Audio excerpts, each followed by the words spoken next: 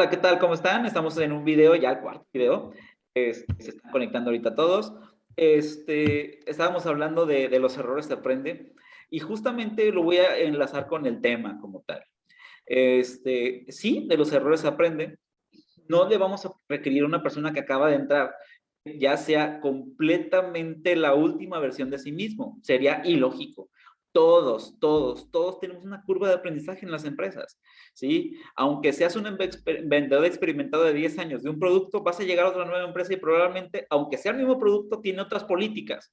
Entonces, es probable que tengas una curva de aprendizaje, pero la diferencia entre alguien que funciona y que no, es la capacidad de aprender y la capacidad de reconocer cómo son las nuevas cosas y adaptarse, ¿sí? Si logras empezar a tener esta parte de retroalimentación y decir, mira, así lo tenía antes, pero lo puedo hacer así y mejora un poco, y después así tengo ahora, pero puedo hacer otra cosa y lo mejoro, te lleva más lejos que si llegabas con altos estimas y lo dejaste ahí siempre, ¿no? Entonces, es importante. Entonces, continuando, ahí me hacen un acotamiento, cita, hablaba de las organizaciones de la venta, y dentro de las organizaciones de la venta hay diferentes maneras de organizarla. Una es la estructura horizontal de la venta. Tiene que ver con ver cuántas personas del mismo rango voy a llegar a tener, ¿sí? Sí, no es la única forma de estructurar tus ventas, puede ser también por funciones o por otros métodos, pero la estructura horizontal de ventas tiene que ver con cuántas personas voy a requerir, ¿sí? Y entonces, recuerden que todas las empresas tienen necesidades diferentes, lo sabemos, y dimensiones diferentes, pero es importante saber tus dimensiones para saber quiénes y cómo. Por ejemplo, hay empresas que dividen su personal por tipo de ventas. Por ejemplo, bueno, no vamos tan lejos. Por ejemplo, City Club o Sams dividen sus tipos de ventas para el personal que tienen. Uno va exclusivo a hoteles y restaurantes. Otro va exclusivo a gobierno. Otro va exclusivo a las pequeñas empresas, ¿sí? Y así sucesivamente. O, ¿sabes qué? Tú encárgate de las cuentas grandes, porque a ti se te dan y a lo mejor te pongo métricas diferentes porque son cuentas grandes. Tú dedícate a talachear, a lo mejor te toca ir casa por casa, tú eres el canvaseador. Tú dedícate a hacer cuentas de tal producto. Tú dedícate a tal otro. Lo vimos la semana pasada, ¿se acuerdan cuando dijimos en la actividad 3, estructura la fuerza de ventas? En donde estabas hablando de un organigrama que decías por territorio, o por tipo de cliente, o por tipo de Producto. segmento, etcétera, etcétera. ¿Dónde? Por producto.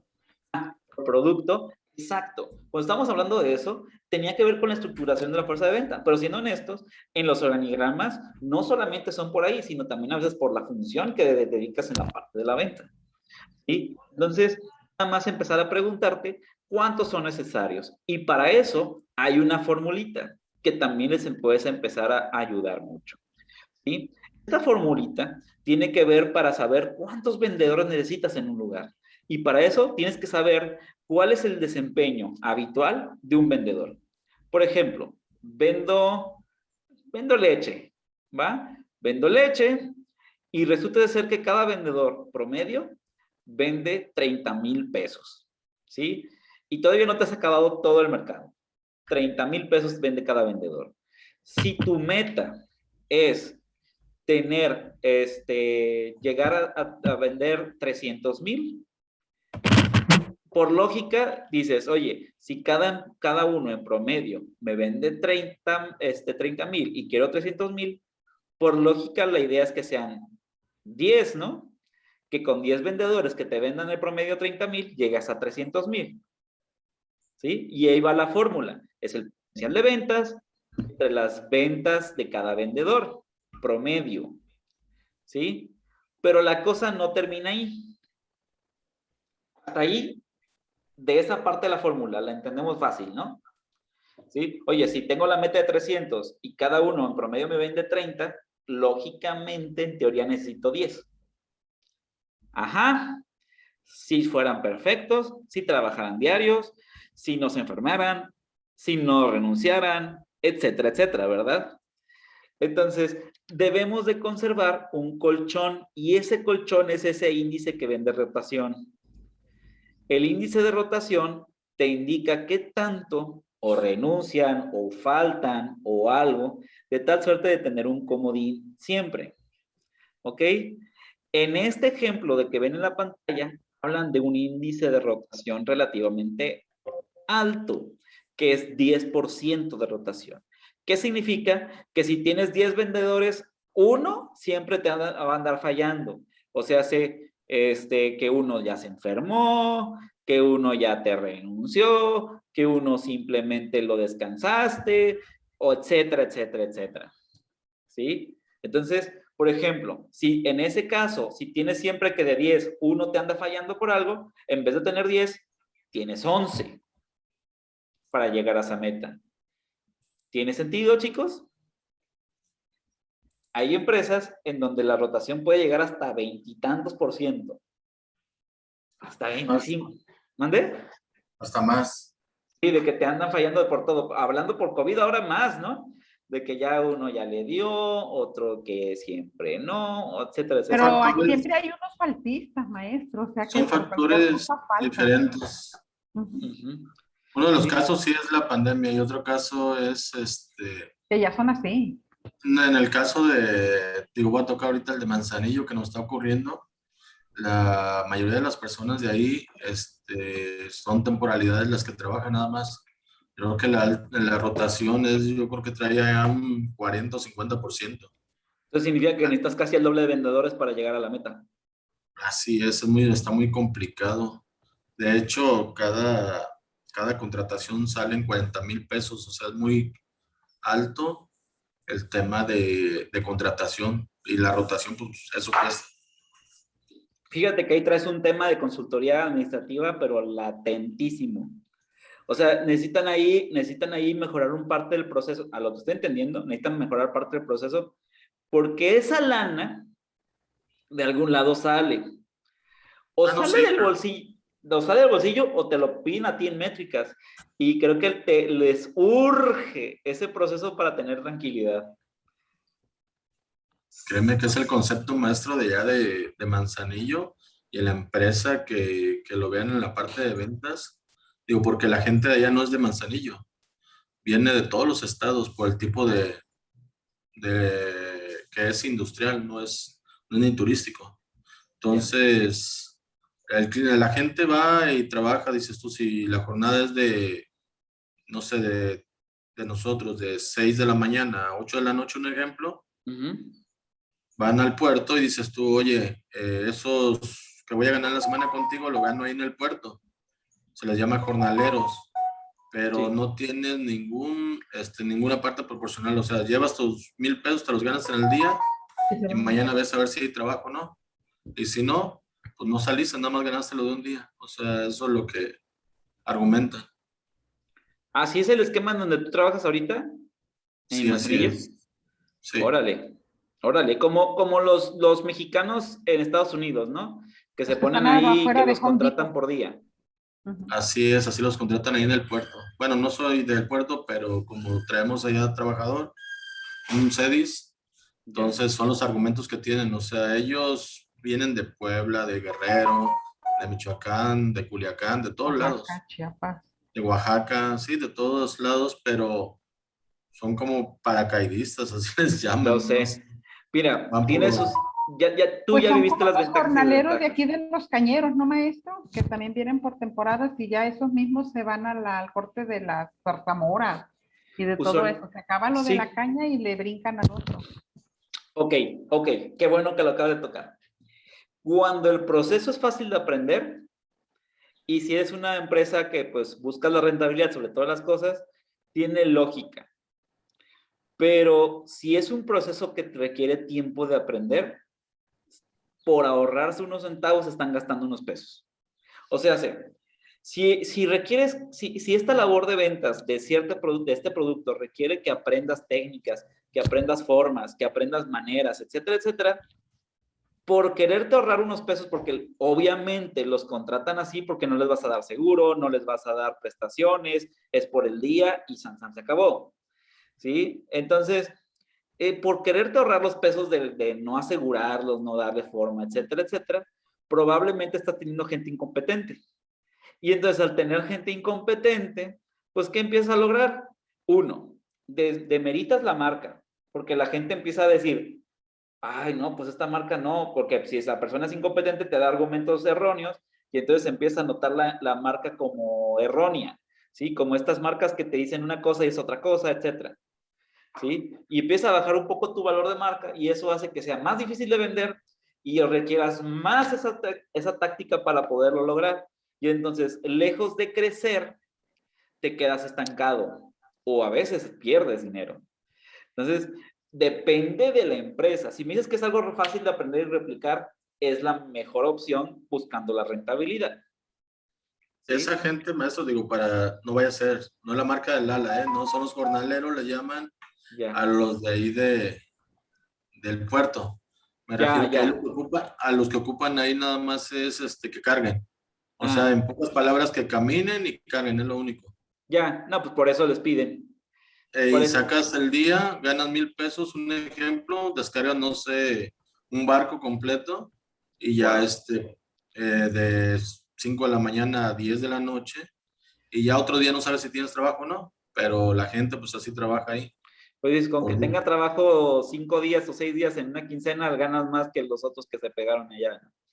pero una no tiene seguro, otra si te lesionas una Totalmente de espalda. acuerdo. No, yo no estoy pensando como lo maravilloso, yo estoy pensando que Ujú. así piensan esas personas, ¿no? Ah, sí, claro, no, no, digo, tiene sus pros y su contra, pues. Por supuesto, por supuesto. Y regresando al punto es, tú como empresa, pues, ¿qué te conviene? En este caso, sí, ahí sí te conviene completamente un esquema así. Me recordaste cuando estaba, bueno, la vamos a quemar también, en el banco de alimentos, ponías a personas del centro de rehabilitación a trabajar gratis. O sea, de que, ¿sabes qué? Pues cárgame este día y pues al mismo tiempo yo te voy a donar. Pues, ahí te lánzame ayudantes, ¿no? Y entonces así hay esquemas en donde algunas empresas sacan o buscan no gastar tanto, ¿sí? Y lo entiendo, lo entiendo. Pero son procesos fáciles de hacer o fáciles de replicar. Pero si requiere cierto nivel de experiencia, lejos de ser bueno, termina siendo pésimo. Entonces, siempre tienes que ver en dónde puedes hacer eso. Yo en lo personal les aconsejo que en los vendedores no lo hagas.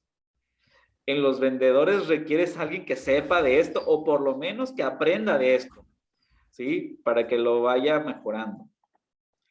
Tiene ¿Sí? una noción. Sí, por supuesto. Sí, no requieres a alguien que se equivoque siempre. Muchas personas que se equivoquen en lo mismo. ¿Ok? Entonces, bueno. Entonces, queda clara la fórmula porque nos desviamos un poquito, pero queda clara la fórmula del número de vendedores, la lógica, está porcentaje de rotación, si se dan cuenta, cuando dije 10% pone 0.1, porque acuérdense la premisa del porcentaje. Cuando hablamos de 5% es 0.05. Cuando hablamos de 50% es 0.5 y así sucesivamente.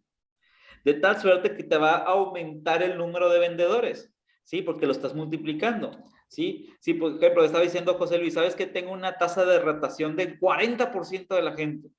Y estoy queriendo vender 1,000,000 de pesos y cada uno vende 100,000, en vez de requerir 10 personas, porque serían 100,000, 100,000, 100,000, así 10 veces hasta llegar a 1,000,000, no requieres 10, sino 14, porque tendrás que multiplicarlo por 1.4 y te da que sí, tienes 100,000 por persona, pero habrá faltas y todo por el 40%, lo cual requieres otros 4 para tenerlos de comodín.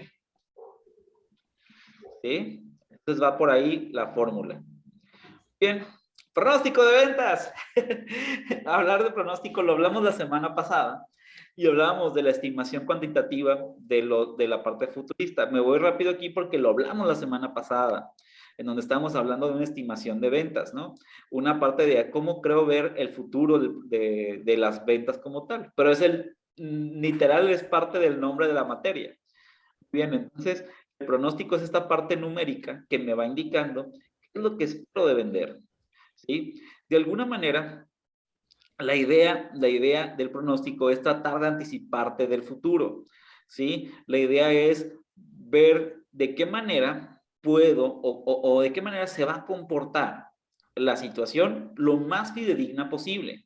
¿Se acuerdan que yo les decía que no existe presupuesto ni pronóstico 100% acertado?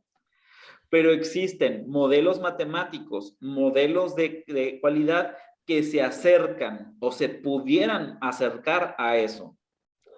Muy bien. Entonces la idea es tratar de buscar un camino, aunque este no esté trazado completamente. Y la idea es poder tener en ese camino ciertas premisas para que no se desvíe demasiado. ¿Sí? Por ejemplo, un pronóstico de ventas, un presupuesto de ventas lineal me habla de que la gente no ha evaluado su entorno.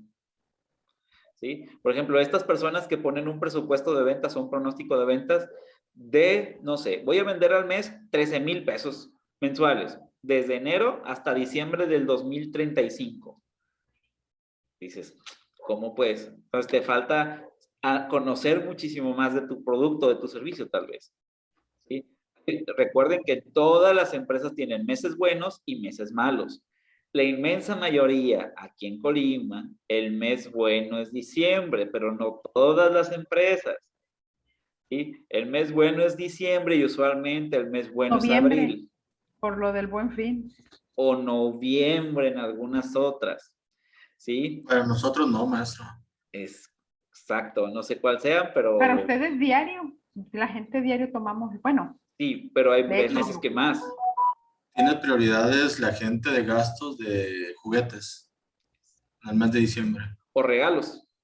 Regalos, juguetes, regalos, Sí, los que para, son perfumes, los que sí, sí, mucha gente que sí.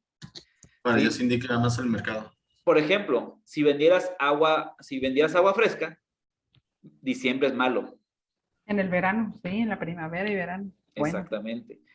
Todos los demás meses son más Bueno, buenos porque Colima todo el año, maestro. Colima hace calor casi todo el año, pero en diciembre Todo el menos. año. Ajá. Entonces, a lo que quiero que lleguen es que el pronóstico tiene que tener temporalidad, que todas las empresas se conforman diferentes. Tienen que observar el entorno económico. Ya hablamos la semana pasada de lo que hizo, ¿no? Lo que pasó en Colima, suficientemente aterrador para que los pronósticos hayan cambiado completamente, ¿no? Sí, que todavía el tema sigue, por cierto, pero pensemos que ahorita los pronósticos van a cambiar. Muchas empresas no van a llegar a sus metas y muchas empresas nacionales no van a entender por qué no van a llegar a sus metas. Nada más ténganlo en consideración, ¿sí? Recuerden que la gente que trabaja en gobierno paga servicios, ¿sí? Entonces, Ay, no me recuerde, maestro. No me han pagado. ya lo sé. Qué Ya lo triste. sé, son una situación bastante compleja, ¿sí? Entonces, para que lo tengan en su consideración, absolutamente todas las empresas, lo dejo aquí grabado. Muy bien. Hay tres situaciones, bueno, de los pronósticos, ya para no recordar ese tema sombrío, que tiene que ver con los pronósticos que pueden ser de corto, mediano, largo. Usualmente tienen diferentes propósitos. El de corto plazo, la idea es operación. ¿Quieres ver operación? ¿Cómo van a funcionar y qué van a pasar? Los de mediano plazo tienen que ver con una semiestrategia. Vas pasando de operación a estrategia, pero la estrategia tiene que ver con qué vamos a hacer. ¿Qué vamos a hacer dentro de un futuro? Y el pronóstico a largo plazo tiene que ver completamente con estrategia, en donde cómo nos queremos visualizar como empresa. ¿Ok? Entonces, entre más plazo exista en un pronóstico, más visualizado hacia la estrategia debería estar, hacia lo que es la misión, la visión. ¿Ya vieron la materia de planeación estratégica? Sí. Excelente. Entonces, así puedo hablar en el tema. Más enfocado a la misión, visión, estrategias, objetivos, etcétera. ¿Sí? Cuando es largo plazo. Pero en el corto plazo, como te pide operación, tiene que ver con lo que vas a hacer mañana, pasado, así hasta dentro de 3 meses. ¿Vale? El mediano plazo es el in-between. Tiene que ver con qué cosas vamos a hacer dentro de un futuro operacionalmente para ir cumpliendo con la misión o la visión. ¿Sí? Entonces, esos son los propósitos. Usualmente un pronóstico de mediano plazo, yo lo podría decir que está bien normalmente de 1 año. No lo hagan de 3 porque ese ya me gusta más para largo. No lo hagan de 2 porque me gusta más para largo. De 1 año es más probable que sea mejor. Muy bien. Y los pronósticos de venta por ámbito. Tienen que ver con pronósticos económicos, los tecnológicos o de demanda. El económico, de alguna manera, en donde puedas empezar a ver con, oye, ¿qué tanta oferta de dinero va a haber en el lugar? ¿Qué tanta inflación puede existir? ¿Qué hay alrededor de la economía en donde yo esté desarrollado para, de alguna manera u otra, hacer contrarreste? Otro pronóstico tecnológico es empezar a ver qué tanto puede evolucionar la tecnología, qué tantas innovaciones existen, etcétera, etcétera, que me pueda afectar numéricamente en mis ventas. Y el tercero tiene que ver con qué tanto está cambiando la perspectiva de los usuarios con nuestras ventas para poder hacer, digamos así, nuestros gastos como tal. Chicos, actividad número 1, el día de hoy, de las 2 que hay, la primera, si se dan cuenta, no es exactamente como viene en Model, pero se parece mucho. La idea es hacer un ejemplo de cada uno de los tipos de pronósticos por ámbito. Ahí decía que hicieras un ejemplo en general. Yo lo cambio a que nada más quiero un ejemplo por cada uno de estos 3. ¿Ok? Un pronóstico económico, un ejemplo de pronóstico económico, literalmente googlearlo y empezar a ver las situaciones que tiene. Otro de pronóstico tecnológico y otro pronóstico de demanda o pronóstico de ventas, literal. ¿Sí? Y literalmente plasmar lo que hayas resumido de lo que hayas encontrado. ¿Sí? Eso es lo que busco. A ver, no la entendí, maestro. ¿Va a ser el pronóstico económico, tecnológico y de demanda? Ajá, o de ventas, que se llaman. Si no lo encuentras de demandas, lo vas a encontrar como ventas. Pero, ¿cómo el ejemplo? O sea, no entendí muy bien. Googlea, pronóstico económico, ejemplo. Y vas Ok. viendo, y ya, mira, este me gustó, este tiene este elemento, tal, lo vas pasando. Así tal y cual. Con una bibliografía, maestro. Claro, con la bibliografía, así tal cual. De repente, por favor, haz una elección. No el primero que encuentres. Observa 2, 3 y elige uno. Si de preferencia, si después lo quieres hacer, o por ejemplo, si me dices, quiero entregar una tarea al siguiente nivel, ¿cuál es el siguiente nivel que me encantaría que pudiera suceder? Que empezaras a ver cómo lo implementarías de nivel en tu empresa o en gobierno, en tu caso, o en algún lado que quisieras implementarlo. Eso es a lo que me gustaría en un siguiente nivel. Pero en un nivel, ok, tendría que ver con ver diferentes opciones de pronósticos económicos y a partir de eso elige uno que te guste. Ver diferentes opciones de pronóstico tecnológico y elige uno que te guste. Porque lo que busco en esta actividad es que tú aprendas a identificar los pronósticos por ámbito. ¿Sí? Pero sí, en el no deber ser es que busques pronóstico económico y el primer resultado que te aparezca copy-paste, ¿no? Porque eso significa que ni siquiera lo pudiste leer. Ahorita A mí me pasa mucho eso. Busco. O sea, no busco uno. Estoy buscando, leo, luego busco otro, y luego ya después no sé qué poner porque me confundo de todo. Ok, pues nada más el que más te gustó, lo eliges. Okay. Literal, no tienes que poner la mezcla de todos. Si ya lo haces, eso es un siguiente nivel. No busco eso en esa actividad. ¿Vale? ¿Alguna ansiedad, duda, comentario? ¿Se dan cuenta? Es una adecuación a lo de Model. Sigan esta tónica. La idea es hacer un poco más a lo que busco en cada actividad, a lo que buscamos en cada actividad. Muy bien. Muy bien. Y la segunda, bueno, dentro del pronóstico de ventas, pues son temas que vamos a tocar en la 4ª semana. Tiene que ver con pronósticos cualitativos y con cuantitativos. Tiene lógico pensar que el cualitativo tiene que ver con apreciación. expertos o juicios de tal suerte de que vamos poniendo lo que creemos que vamos a vender. Y en el cuantitativo tiene que ver con modelos matemáticos que nos permiten anticipar o prever lo que va a suceder. Por ejemplo, un pronóstico cuantitativo, sea el que sea, requiere datos. Porque para vida de tú poder hacer cálculos necesitas datos para poderlo hacer. ¿Sí? Usualmente el pronóstico cuantitativo lo recomendamos al menos cuando la empresa ya cumplió un año de operación. Porque al menos así ya sabe lo que le ha pasado. ¿Sí? Y a partir de eso puedes agarrar datos, agarrar historia y poder pronosticar lo que puede suceder en años posteriores. ¿Sí? Y en el cualitativo es sí o sí, a mi manera de ver, en el primer año de operación. O poder hacerlo en posteriores años, pero ya es opcional. Porque el cualitativo te vas a basar en encuestas, te vas a enfocar en un grupo de jueces, en unas encuestas de opinión, en investigación de mercado, en el método Delphi, que también tiene que ver con usa expertos para que te digan qué es lo que puede llegar a suceder, etcétera, etcétera. ¿Ok? En el cuantitativo, aunque nos vamos a meter de una manera más simple en general, aunque puedas tener modelos econométricos, modelos de álgebra para poder hacer cálculos numéricos de cuánto vas a vender o vas a hacer ecuaciones para ver eso, al final del camino requieres datos para poderlo hacer, por lo cual lo que tienes que ver es lo que sucede en el primer año y a partir de eso hacer matemáticas.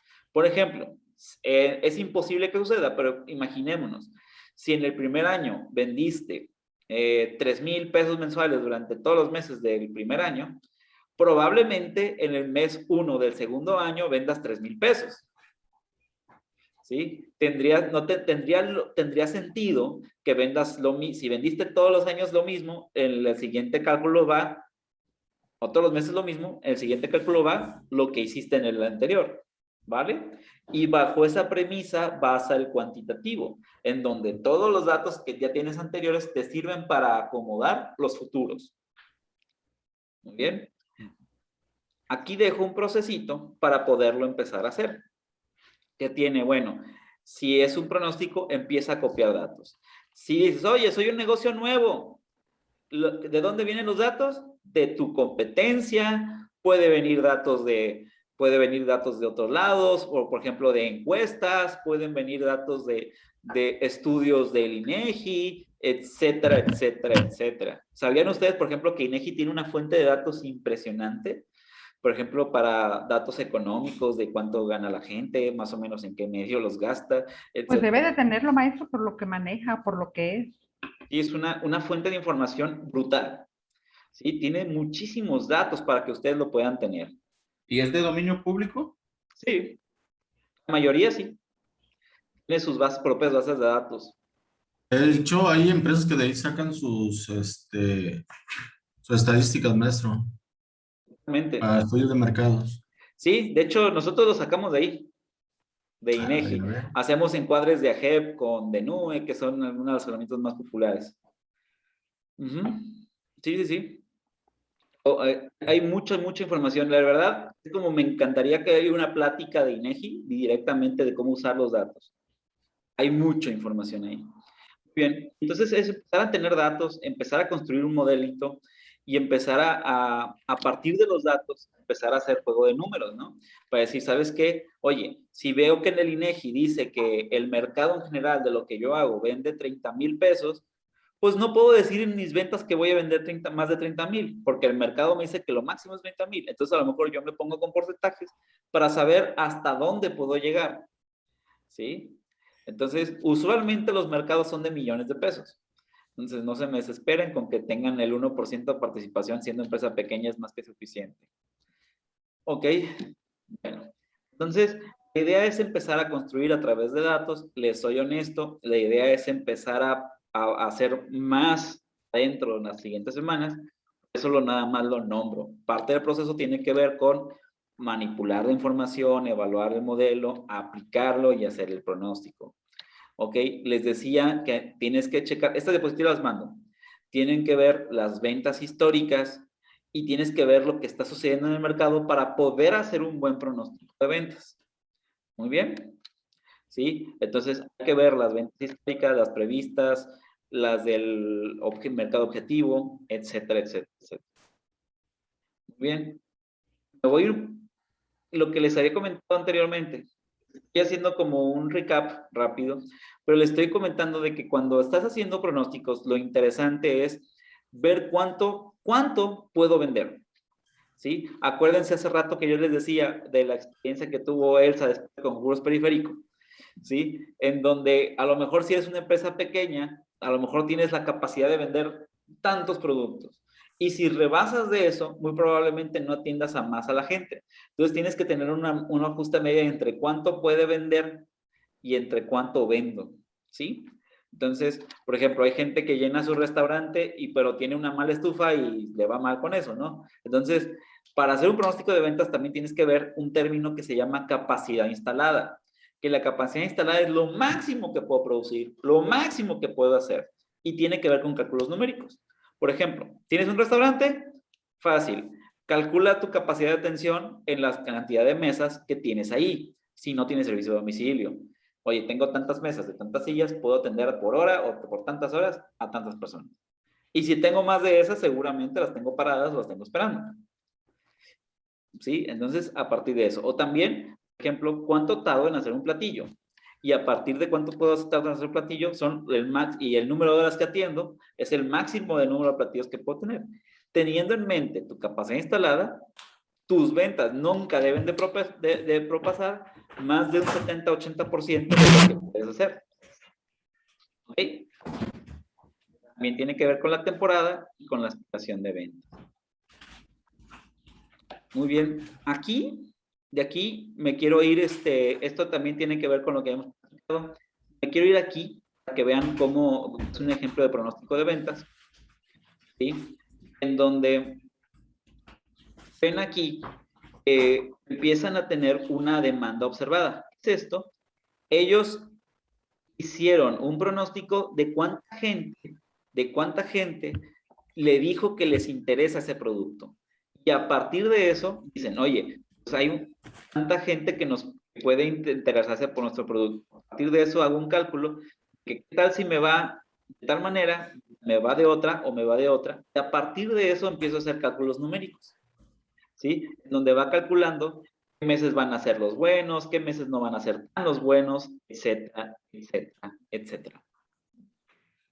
Muy bien.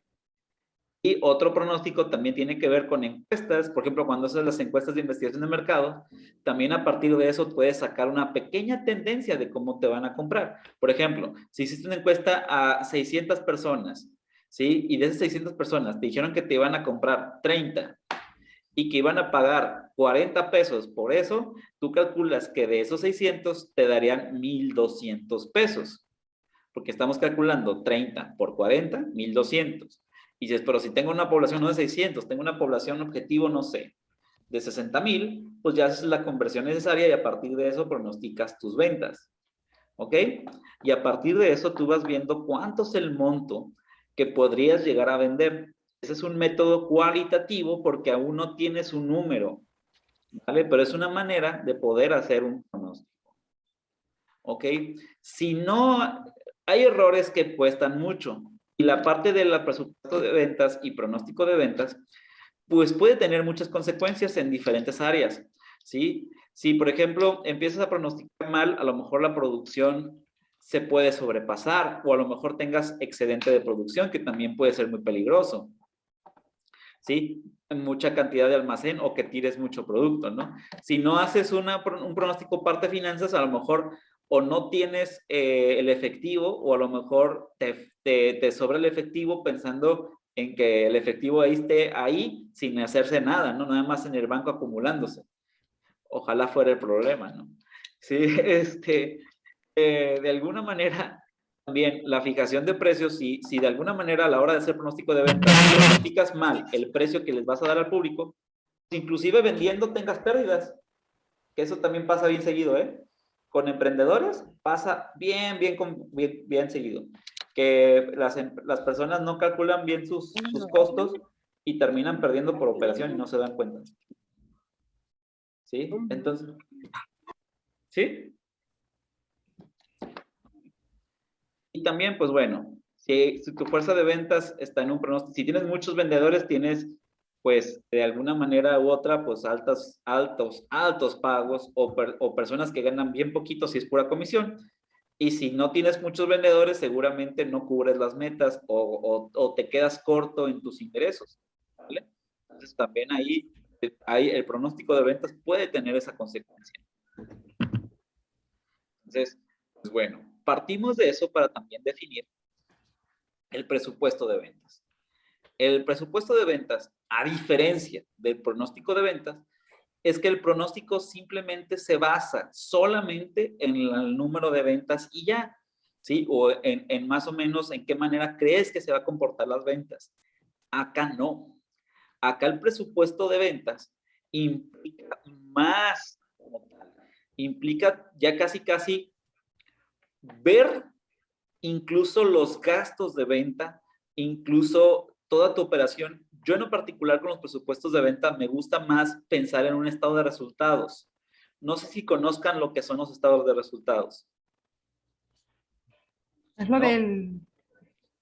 Ok, hay una formulita bien específica con estado de resultados.